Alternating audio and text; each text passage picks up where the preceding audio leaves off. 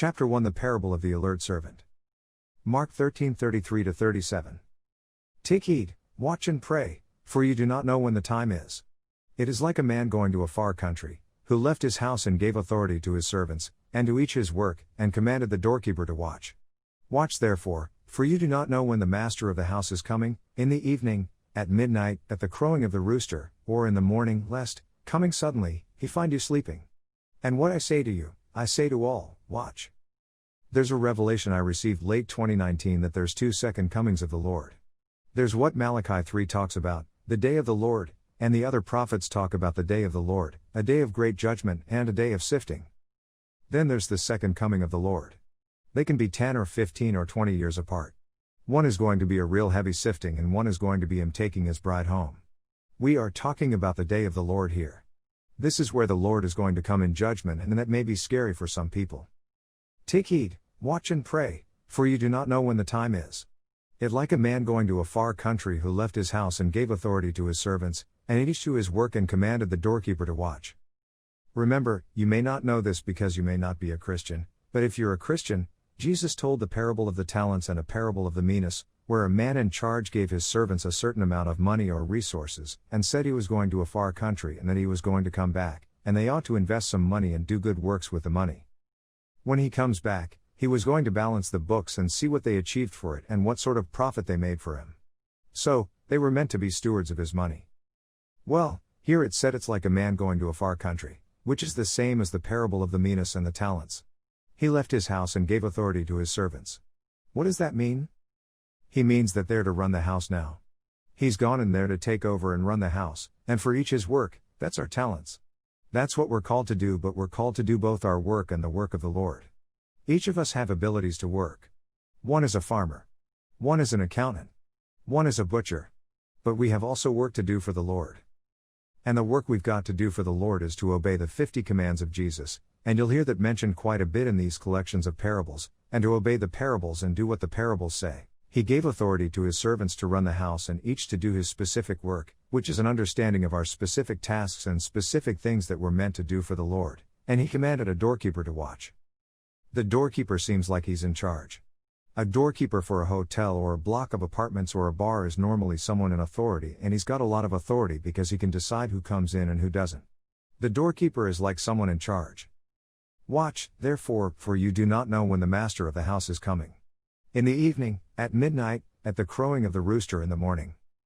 So evening in daylight saving in Australia, the sun goes down about 8 o'clock. At midnight, it's 12 o'clock. The crowing of the rooster, about 4 a.m. That's just before the sun comes up, or in the morning at 8 o'clock. Lest coming suddenly, he finds you sleeping. And what I say to you, I say to all. Now watch.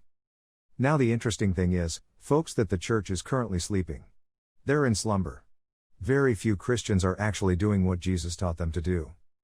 In fact, I'm so focused on what Jesus taught because I've got an understanding of the parables and an understanding of the 50 commands of Jesus. I am so focused on what Jesus taught that I realize that very few Christian churches are even teaching it. If they're not teaching what Jesus taught us to do as Christians, the people just get lulled to sleep with society and good things and all the good things in life. They just get lulled to sleep by entertainment and buying things and jobs and all sorts of things. So, something has to wake us up, and we get the understanding here that you've got to keep watch.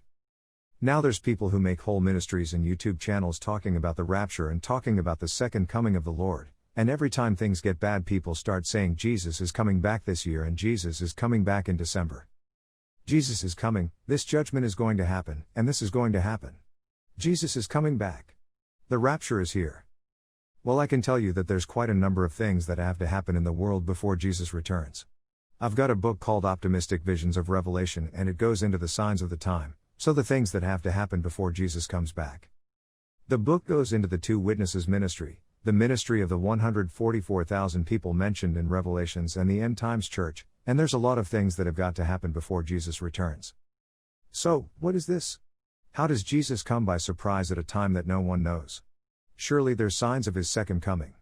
Surely there's the trumpets blowing. You might not know that certain trumpets blow. One of the major problems is, and you'll find this through my teaching all over the place, one of the main problems with the church, or one of the challenges to the modern church, is most Christians believe in the pre-tribulation rapture. The modern church believe that people are going to be raptured and taken to heaven before things get really bad. I'm just simply not a person who believes that.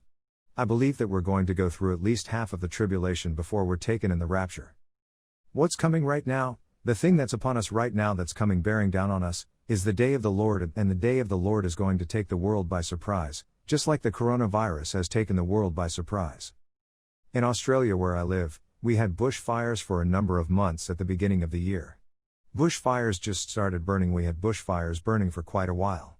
And then the bushfires went out because of rain and then the coronavirus. So, Australia's really had some judgment.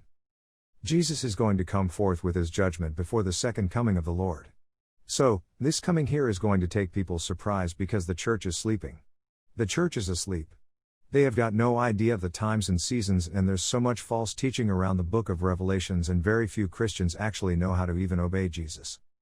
I hope that as you watch these series of videos, and you eventually read the book that will come from it, I hope that you'll come to understand what Jesus taught, and you'll find truth in what I share, and let's hope that you'll start to align yourself with what the parables teach. Now the message here is, watch. Watch for what? Watch for the signs of the times. Watch. Don't watch for the rapture, but be alert and be about your Father's business. Be about the business of the Lord. Don't be slumbering. Don't be sleeping. Don't be going away committing fornication with the world and spiritual adultery with the things of the world and all the lusts and the pleasures of the world. Consider this passage and see if you are obeying it. 1 John 2:15-17. Do not love this world nor the things it offers you, for when you love the world, you do not have the love of the Father in you.